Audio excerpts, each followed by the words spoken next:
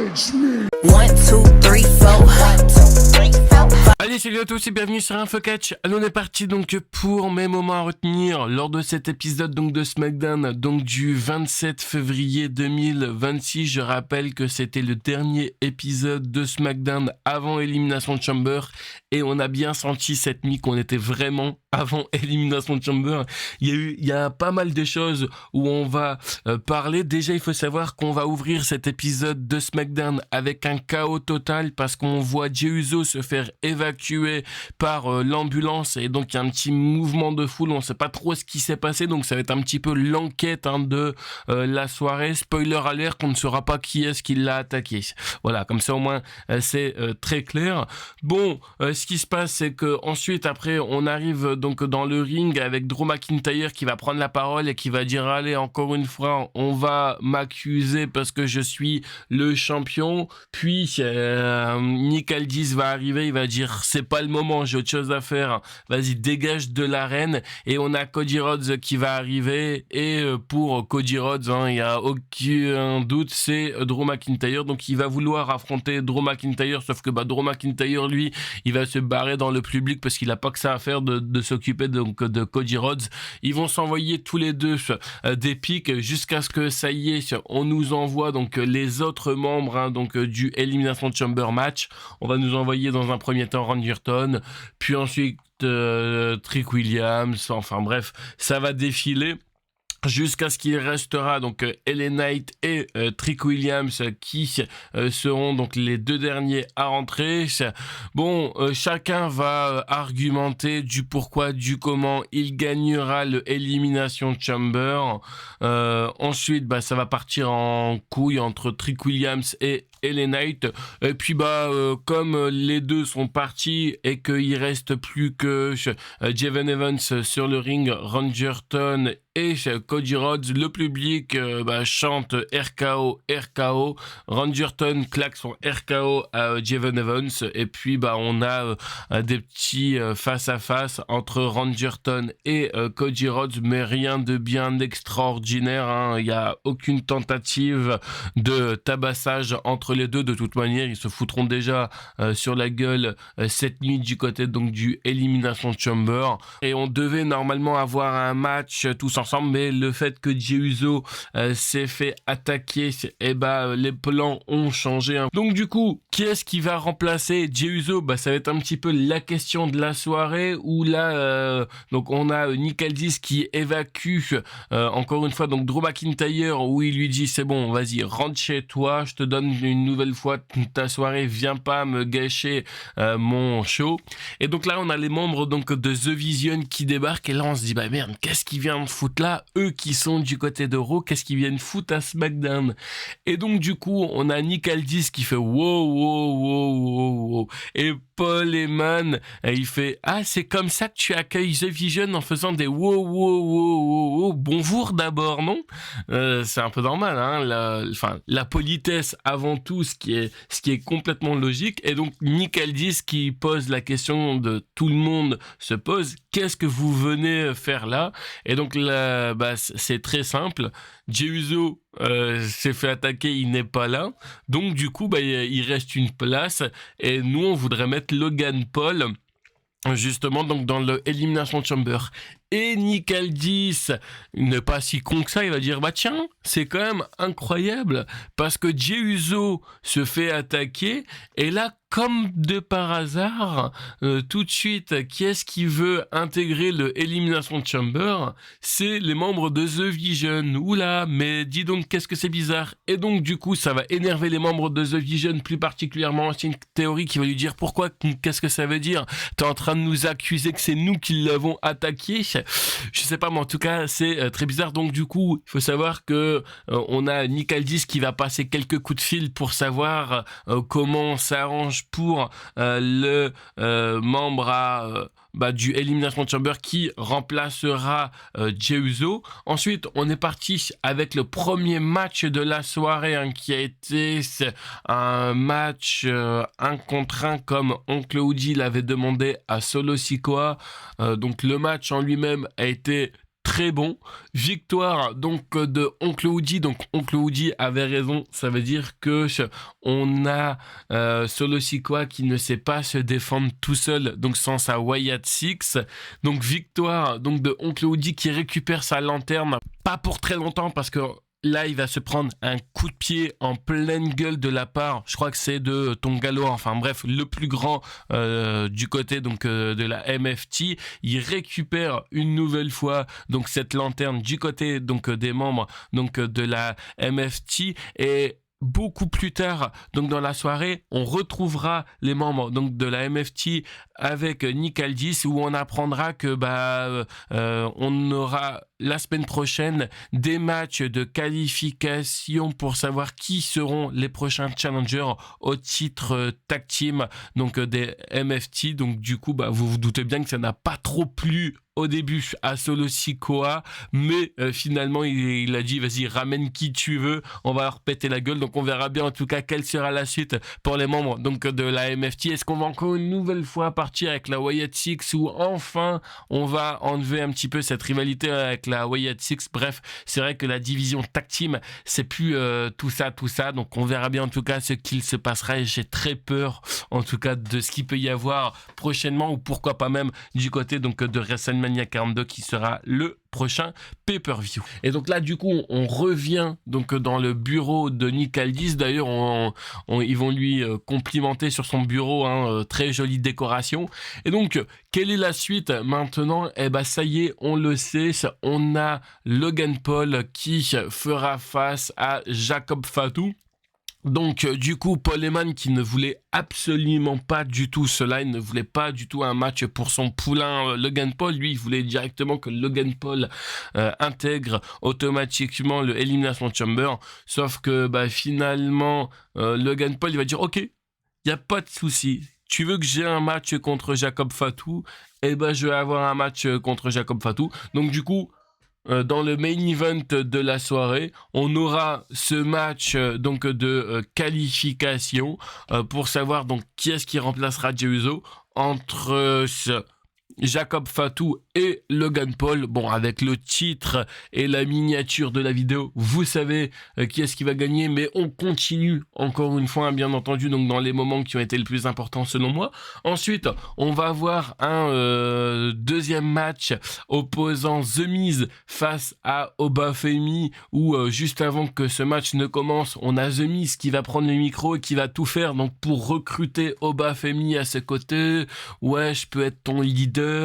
Moi étant plus jeune il y a 20 ans, j'ai fait la même erreur que tu es en train de commettre. J'ai été affronter des Undertaker, des Triple H alors que je n'étais absolument pas du tout prêt. Il ne faut pas que tu fais la même erreur que moi. Enfin bref, Obafemi va en avoir strictement rien à foutre des conseils que va donner The Miz. Et donc du coup il va battre The Miz. Et la suite pour Obafemi, on devrait avoir un match la semaine prochaine certainement contre Rusev, et puis on verra si Obafemi répondra, comme je vous l'ai dit donc dans ma dernière vidéo news, à l'Open Challenge lancé par Brock Lesnar. En tout cas, c'est un petit peu les rumeurs qui circulaient.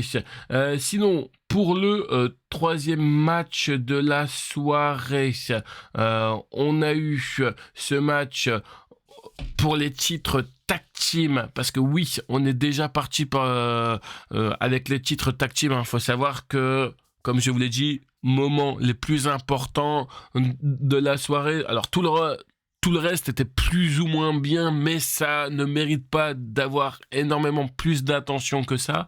On est déjà parti avec ce match opposant Rhea Ripley et Io Sky qui ont remis leur titre tag team en jeu face à Nia Jax et Lash Legend. Comme je l'ai dit donc dans ma preview, moi je pensais que tous les membres donc du Elimination Chamber match féminin allaient débarquer pour justement coûter ce match, que ça soit au champion ou au challenger. Pas du tout. Ce match s'est terminé clignement avec une victoire et nouvelle championne de Nia Jax et de Lash Legend. Je suis très surpris. En plus, à quelques heures de Elimination Chamber, avoir de nouvelles championnes, c'est quand même incroyable. Donc bon bah voilà, hein, on a des nouvelles championnes, on verra en tout cas quelles seront la suite. Est-ce qu'on aura un rematch? Mais par contre, s'ils nous font un rematch, est-ce que ça veut dire que on va une nouvelle fois avoir de nouvelles championnes? Je ne pense pas, mais en tout cas, voilà. Et oui, c'est vrai, je viens de le voir là sous les yeux, parce que sinon j'avais passé directement au main event de la soirée, sinon j'allais oublier ce match. On a eu un match aussi, comme d'habitude, où Carmelo Hayes défendait son titre des États-Unis. Là, il a affronté Matt Cardona. Bon, est-ce que vous êtes surpris si je vous dis que Carmelo Hayes est toujours resté champion des États-Unis? D'ailleurs, ok, encore une fois, je vais juste un petit peu m'éterniser sur le cas donc de Carmelo Hayes. Je l'ai déjà dit, hein, mais ok, certes, c'est très bien, tu défends ton titre, quasiment chaque semaine, hormis la semaine dernière parce qu'il avait un match de qualification, mais c'est bien. Chaque semaine, il défend son titre, mais encore une fois, ça ne change à rien. Puis j'ai l'impression qu'on stagne en fait. Quand c'est pas Ilya Dragunov qui l'affronte, là c'est Matt Cardona. En fait, j'ai l'impression que ces matchs ne servent strictement à rien parce que on ne le voit pas dans les pay-per-view, hein, on n'a même pas eu de match de Carmelo Hayes au Royal Rumble. Là on n'a pas de match de Carmelo Hayes à Elimination Chamber. Est-ce qu'on aura un match de championnat pour Carmelo Hayes à WrestleMania? Je l'espère, parce que certes, ok, c'est bien beau d'être champion, c'est bien beau de défendre son titre chaque semaine et de continuer ce que faisait John Cena à l'époque, sauf que le problème de John Cena, c'est que lui défendrait aussi ses titres dans les pay-per-view, ce que ne fait pas Carmelo Hayes. Donc j'espère en tout cas que ces prochaines Open Challenge apporteront quelque chose d'un peu plus crédible, parce qu'en plus, sachant que à chaque fois qu'il défend son titre, il y a aucun challenger qui l'attaque ou quoi que ce soit. Il y a toujours une marque de respect entre les deux. Donc certes, ok, c'est cool, mais au bout d'un moment, il faut avancer sur quelque chose. Et là, ça devient un petit peu chiant de voir que ça stagne. Et ça y est, on est parti avec le main event de la soirée, où nous avons Jacob Fatu qui a fait face à Logan Paul pour savoir qui sera du coup le dernier qualifié et celui qui remplacera Jey Uso du côté donc du Elimination Chamber. On a eu un très bon match, très bon main event, avec bien entendu il fallait qu'il se passe quelque chose d'important dans ce main event. Alors même avec la miniature et le titre de la vidéo, vous savez certes qui est-ce qui a gagné, mais il ne fallait pas le laisser gagner comme cela, parce que oui, ça a été une victoire donc de Logan Paul, mais Logan Paul qui gagne grâce à Drew McIntyre. Je m'explique, c'est-à-dire que Logan Paul va faire sa droite destructeur où quasiment jamais personne ne se relève, sauf que là, dans un premier temps, on a justement Jacob Fatu qui va s'en dégager. Puis, je crois que c'est à ce moment-là aussi que on a Paul Heyman qui va essayer donc d'intervenir. Pareil, on va nous faire intervenir le faux homme masqué, parce que je l'ai tout de suite reconnu quand il est arrivé que c'était pas du tout Grayson Wheeler sous le masque. En plus déjà que ça soit la carrure,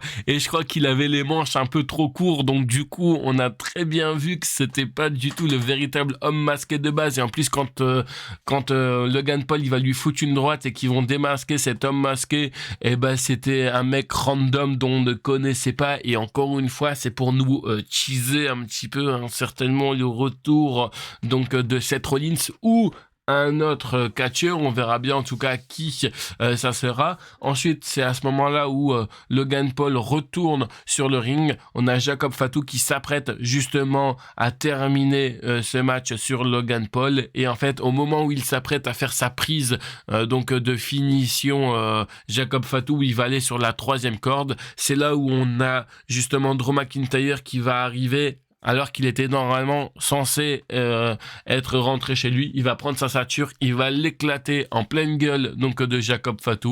Jacob Fatu va s'écrouler.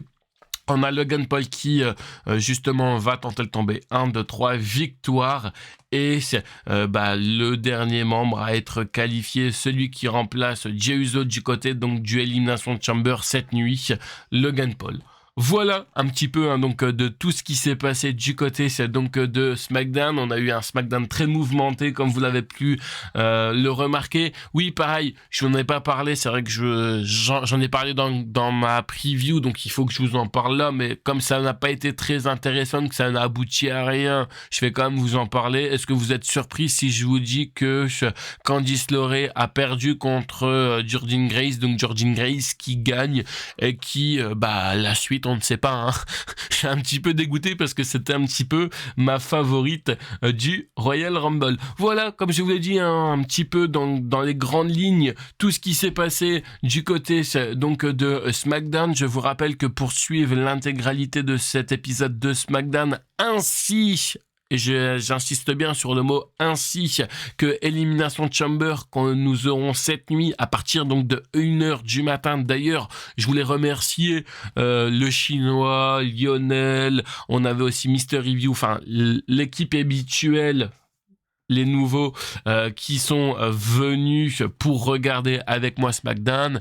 Mais qu'est-ce qui a fait Dylan pendant cet épisode de SmackDown? Il s'est endormi, donc du coup il a dû regarder là où il s'était arrêté cet épisode de SmackDown. Enfin bref, en tout cas on se retrouvera cette nuit sur ma chaîne Twitch pour le live réaction Elimination Chamber, et pour tous les gens qui souhaitent revoir que ce soit cet épisode de SmackDown, Elimination Chamber, tous les shows de la WWE, deux solutions s'offrent à vous, vous le savez, soit en cliquant donc dans les liens qui sont dans la description, et je rappelle encore une fois que les liens qui sont dans la description sont complètement gratuits, mais non légalement, en tout cas qui vous permettent donc de suivre tous les shows de la WWE.